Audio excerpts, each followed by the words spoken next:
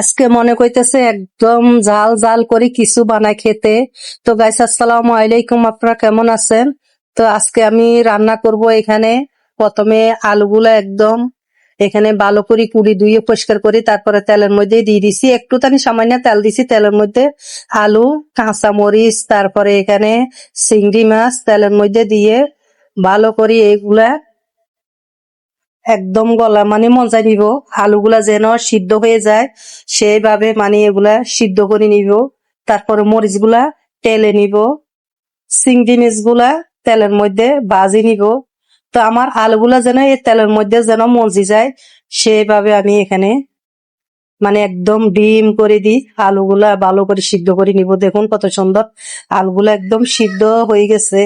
তো আজকে আমি কি করব, এখানে মাছ গোস্ত একদম খেতে ভালো লাগতেছে না। তো এখন জিভে মন চাইতেছে একদম জাল জাল করে কিছু খেতে।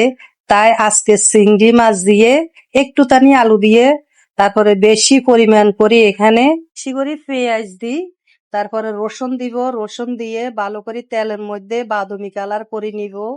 তো রসুনটা যদি দেশি হয় তাহলে তো আর কোনো কথাই নাই, কারণ দেশি রসুনের গ্যারানটা একটু বেশি। তো এখানে আমি ওই বড় সাইজের যে রসুন আছে, ওই বড় সাইজের রসুনের মাঝখানে কেটে, তো এখানে চার 7-8টার মতন রসুনের মাঝখান দিয়ে কেটে তারপর তেলের মধ্যে ভাজি নিছি, পেঁয়াজ গুলা ভাজি নিছি। তো সবগুলা তেলের মধ্যে ভাজি, তারপরে এখন পাটার মধ্যে এখন বাটি নিব। এইভাবে চাইলে আপনারা ব্লেন্ডার করে নিতে পারেন, কিন্তু আমার থেকে মনে হয় পাটার মধ্যে ভর্তাটা করলে স্বাদ লাগে বেশি। তো একদম এখন মেইন করে আমি বাটি নিব। তারপরে এখানে কি করব, চিংড়ি মাছগুলা ভালো করে মেইন করে বাটতে হবে, নাহলে খোসাগুলা কেমন লাগে, ভালো লাগে না। তো এখানে আমি ওই বাঁশপাতার যে ধনিয়া পাতাটা, সেই বাঁশপাতার ধনিয়া পাতা দিছি। আসলে বাঁশপাতার ধনিয়া পাতাটা ঘেরানটা বেশি, খুব ভালো লাগে। তো কিন্তু এখন বেশিরভাগ বাঁশপাতার ধনিয়া পাতাটা পাওয়া যায় বেশি। তো আমি পেঁয়াজ রসুন আস্তা আস্তা ভাবে হালকা ভাবে বাড়ছি, বেশি মেইন করে বাড়ি নয়, যেন দাঁতের তলে করলে একটু ভালো লাগে, খেতে মজা লাগে। তাই তো দেখুন কত সুন্দর করে অনেক লোভনীয় মজার জাল জাল মরিচের ভর্তা তৈরি হয়ে গেল। তো এখন এখানে আমি আবার ফাটাটা ভালো করে আমি এখানে লমুনা এখানে এক মুঠা আমি বাদ দিব।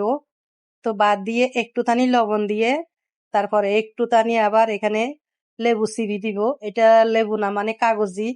কাগজির ঘ্রাণটা একদম বেশি, খুব খুশবু, ভাতের সাথে খেতে না অনেক মজা লাগে।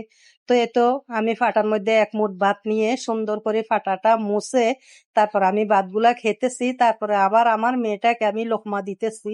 তো আমরা মাইজিয়ে খাই, এত মজা লাগছে কি বলবো। আর দুপুর বেলা গরম গরম